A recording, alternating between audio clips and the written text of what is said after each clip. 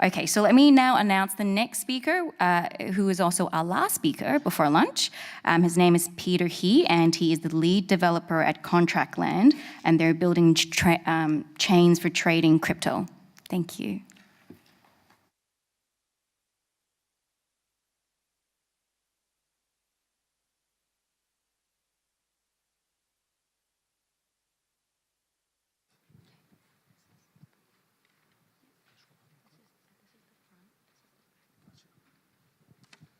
Hi guys, my name is Peter, and I lead the technical research and development efforts at ContractLand. And today I'll be talking about how we managed to build a performance yet fully decentralized exchange using Ethereum technology, along with the concept that we called application-specific blockchains. So we're all familiar with the concept of decentralized exchanges and the benefits that it has compared to traditional centralized exchanges. But why hasn't decentralized exchanges caught on to the mainstream? When we see the trading volume between DEXs and centralized exchanges, there's a huge gap. And while decentralized exchanges have caught on some attraction in the past couple of years, in the trading community, we still see that most traders still resort to centralized exchanges for most of their trading needs. And we believe the biggest reason behind this is that in order for a DEX to compete with traditional centralized exchanges, it needs to have a user experience and performance that is just as good, if not better, than their traditional centralized counterparts. So when we set out to build ContractLand, we set ourselves with three goals that we wanted to accomplish that we weren't going to compromise. And the first was which we wanted to build a DEX that is as fast as centralized exchanges. And we wanted to be able to trade virtually any cryptocurrencies available. And we wanted to keep its the most important property we want to keep was its decentralized properties, which is that we don't want to have any KYC. We wanted to be accessible by anyone, anywhere in the world. So here's a preview of the DEX that we've been building for the past year. And what you see here is a pretty typical spot market trading exchange. And every action you're seeing here is actually happening on-chain. So you can see that trades are almost happening on a per-second basis. And in this entire application stacks, there's only two components. You have the front-end user interface that you're seeing right now, which is built in JavaScript, and the underlying blockchain that is connected to. So all the components of the exchange, such as its order book, matching engine, trade history, order history, are all being done on-chain. So in order to build this, we had to solve few major challenges. The first of which was the performance and throughput bottlenecks of the underlying blockchain itself. So as we know, most of the blockchain systems today does not have the same capability to support large-scale applications as traditional centralized servers. So the metrics we usually look at for blockchains for its performance is usually the block time and transaction per second. So Bitcoin, for example, has on average a 10-minute block time with 5 transactions per second, while Ethereum does this a bit better with a 15-second block time with 25 transactions per second. But in the context of a exchange, where especially one that is targeting the trading community, where you have a lot of automated trading bots, market-making bots, high-frequency trading bots, the exchange system can be very demanding on the underlying platform. So in order for us to build a DEX that can compete with centralized exchanges, we needed to have block times in the matter of seconds, and the TPS in the matter of thousands at least. And centralized exchanges, of course, mitigate this issue entirely by not having to make any on-chain transactions at all, while the most DEXs that we know today are hybrid exchanges, which combine both on-chain and off-chain solutions to deliver a smoother user experience. However, we didn't want to go down this approach because we felt like that the moment you introduce any centralized components to our DEX, we're then again exposing ourselves to all the traditional centralized risks such as data availability, access availability, and censorship, especially if those components we're offloading to off-chain are things that are like order books or matching engines, which are crucial components of the functioning of the exchange itself. And another problem that we had to face was the number of available trading assets on the DEX. So most DEX we know today built on various blockchain platforms are pretty much limited to trading the native assets on the blockchain that they're built on.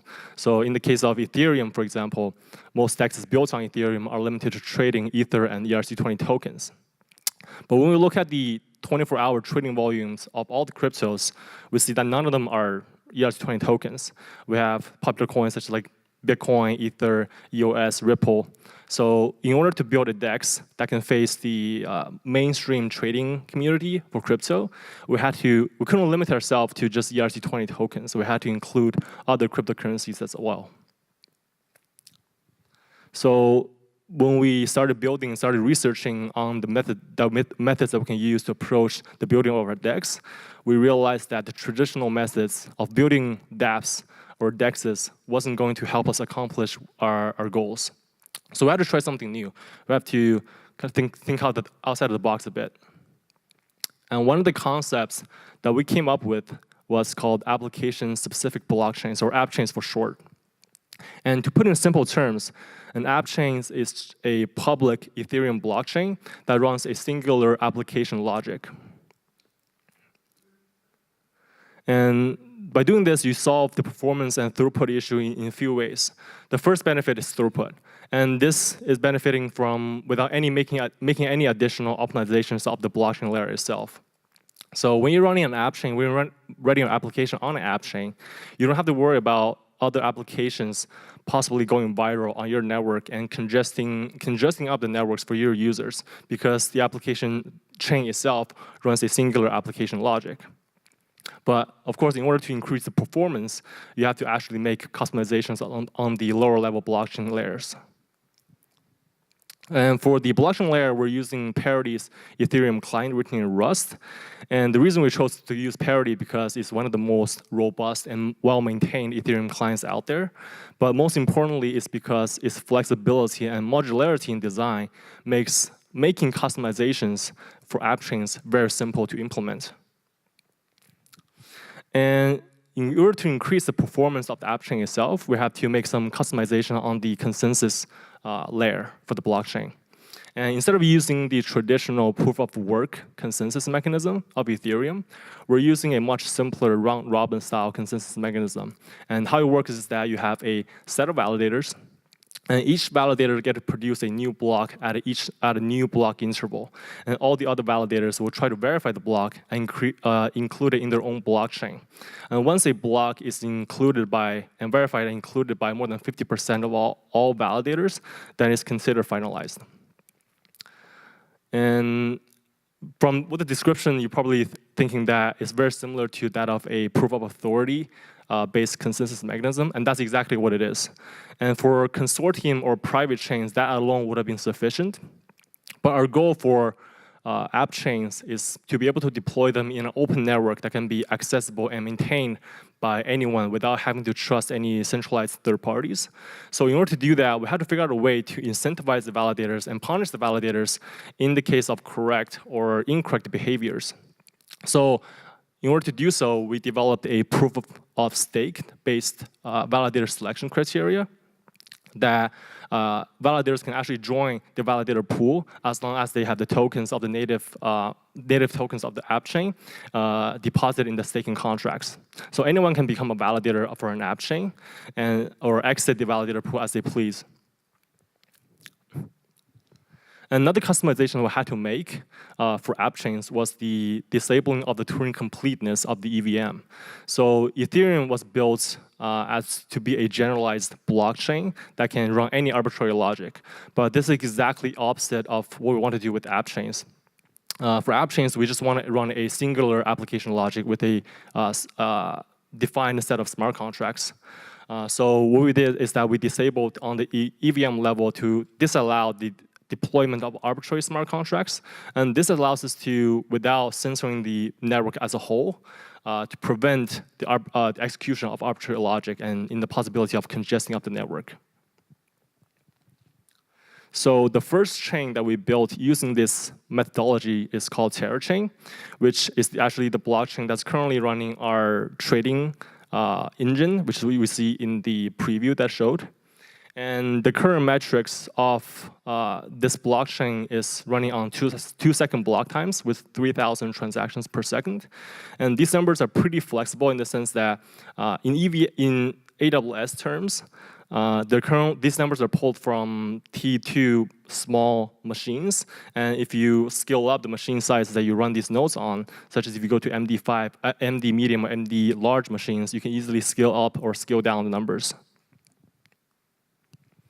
And with the performance issue solved, we then had to solve the token issue, which was the number of available tokens that you can trade on the DEX. So in order to do this, we had to build out some interoperability solutions. And differently from the most interoperability solutions that we know today, such as Polkadot or Cosmos or Aeons, which are more focused on generalized intra-blockchain communication, our cross-chain token bridging solution was much simpler. We just had a goal to be able to transfer tokens across blockchains in a trustless manner. And our TerraBridge solutions actually inspired by the original parity bridge solution, which was that you have two blockchains, and sitting in the middle, you have a set of bridge validators that monitors the transactions on either side of the bridge. And any transaction that is approved by more than 50% of the validators will be relayed to the destination chain. And so this bridge mechanism works on a simple majority voting consensus mechanism. And currently for TerraBridge, the consensus mechanism is proof of authority based, but we're also working on the proof of stake upgrade for the bridge as well. And a little status update on the current status of the bridge. We built last year the EVM to EVM version of the bridge, meaning you can use the bridge mechanism to connect any two EVM-based chains, such as Ethereum or any app chains, or any forks of Ethereum, such as Qtum, Rootstock, and transfer tokens freely between those two chains. And it's actually being deployed into production by several projects, including ourselves. And earlier this year, we just finished the EVM to Bitcoin version of the bridge, which allows you to transfer Bitcoin between any EVM chain and any Bitcoin-like chain, such as Litecoin, Dash, or Bitcoin Cash. And we're always building additional bridge interfaces to connect to more blockchain systems. So here's what the bridge user interface will actually look like on the DEX. And first of all, when you log into applications, there's no traditional sign-up or registration process with emails. You just input your mnemonic or your private key, and then instantly you can start trading. And what you see in the bridge UI is that you can see all the assets on your address on different networks that the DEX has. So you have on the left, you have TerraChain, which is what the exchange engines run on. You have Ethereum, you have Bitcoin, and when you want to trade on ContractLand, you just transfer your tokens from one network to TerraChain, and then once you're on TerraChain, you can trade as fast as you see in the demo. And putting together the app chain concept and the cross-chain bridge protocol concept, we have ourselves more of an application blockchain framework. And we actually composed these two concepts into a single repository that you can easily use to spin up your own app chain along with the bridge connected to the blockchain. And we did this because we felt like the concept of the app chains is not limited to people that are building decentralized exchanges, but any application that have potential needs for scalability or interoperability, such as games, payment, social media, and any financial derivative systems. So what can you do on ContractLand, or more specifically, what can you do on a dApp that's built on a app chain concept? So first of all, you have wallet-to-wallet security. It's a purely decentralized application. There's no centralized components at all. So all you need to do to interface with the application is your public and private key. And you have availability, and there's two folds to availability. One is data availability, meaning that all the data to the application, to our DEX, is publicly available and anyone can access it. And availability in terms of access, meaning because all the components are running on the blockchain network, as long as you can connect to the blockchain network, you have access to the application. And because it's maintained in a distributed system, the likelihood of downtimes is very small because you have to bring down the entire network in order to bring down the application itself. And you also have unlimited token listing. And this is the concept, meaning that because it's running on the blockchain, which is publicly accessible and publicly usable, there's no limit on which token you can trade. So compared to centralized exchanges, you have to usually pay the centralized exchange authority to list your tokens. For a DEX built this way, you can trade virtually any token that the cross-chain protocol has enabled on. And you have a centralized trading experience. And this is very important because in order to appeal to the trading community, you have to have a performance that is adequate for their trading needs. And that is it. If you want to try out the exchange for yourself, you can actually just go on to exchange.contractland.io. And for those of you that are more that already have accounts or have addresses on Ethereum or Bitcoin, you can simply import your mnemonic and you can instantly start trading without no question asked, essentially. And if you're interested in the token bridge solution, which is open source, or any of the app chain framework repositories, you can join our developer-only chat on Slack by going to dev.contractland.io. Thank you for your time. Thank you, Peter. I just have one question for you. I actually wanted to ask you about sort of what set you apart from other DEXs, but you said something really interesting, which is that you sort of have unlimited listing, which is obviously what you can do in DEXs. The real question is now centralized exchanges are actually saying that, well, we only want to list certain projects that we back, that we've done due diligence on. So this is more a business question. Do you think that gives them a competitive advantage because they have a team behind them who actually vet for these projects, and how are you dealing with that? Yeah, that's a very good question. I think it's very two different audiences that you're appealing to. So for centralized exchanges, it's a very different business model. What we're trying to do is to essentially build an open network that people can use to trade cryptocurrencies on there. That can be very performant, can be very fast, but at the same time, it's very open and very transparent.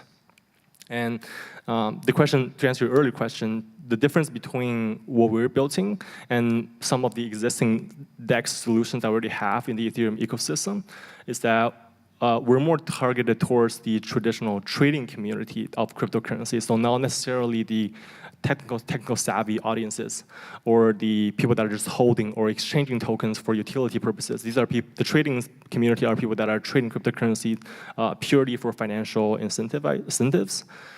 So performance and the user experience is very important for them. Great, thank you so much.